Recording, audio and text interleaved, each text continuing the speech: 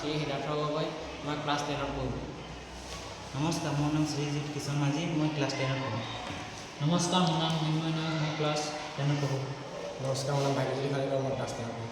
নমস্কাৰ, মোৰ নাম শ্ৰী ঋতু বৰা, মই ক্লাছ 10ত পঢ়োঁ। আজি আমি এটা আমি ঘৰত ব্যৱহাৰ হোৱা অতি প্ৰয়োজনীয় সঁজুলি তৈয়াৰ কৰিব লৈছোঁ, যিটোৰ নাম হৈছে ৰেইন ডিটেক্টৰ। ৰেইন ডিটেক্টৰৰ সেন্সৰ প্ৰজেক্ট বৰষুণ ধৰা পেলাবলৈ আৰু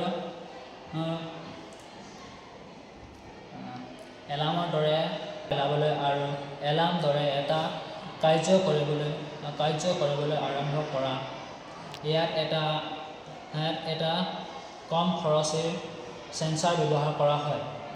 ৰেইন ডিটেক্টৰ এলাৰ্ম প্ৰকল্প হৈছে এটা সহজ কিন্তু অতি প্ৰয়োজনীয় প্ৰকল্প, যিয়ে বৰষুণৰ পানী ধৰা পেলাবলৈ আৰু সক্ৰিয়ভাৱে এলাৰ্ম বা বাজাৰ ট্ৰিগাৰ কৰে।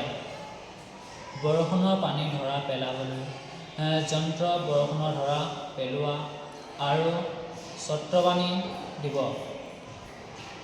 ৰেইন ডিটেক্টৰে জলসিঞ্চনৰ ক্ষেত্ৰত যোগাযোগ কৰা অটোমোবাইল আদি ব্যৱহাৰ কৰা হয়। ইয়াত আমি ৰেইন ডিটেক্টৰ সহজ আৰু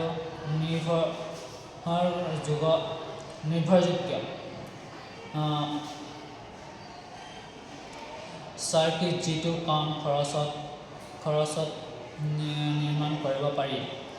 ব্যৱহাৰ কৰা সঁজুলিসমূহ হৈছে 9 ভোল্টৰ বেটাৰী এটা বাজাৰ, চুইচ, ৱায়াৰ আৰু চাৰ্কিট সেন্সৰ ব্যৱহাৰ কৰা।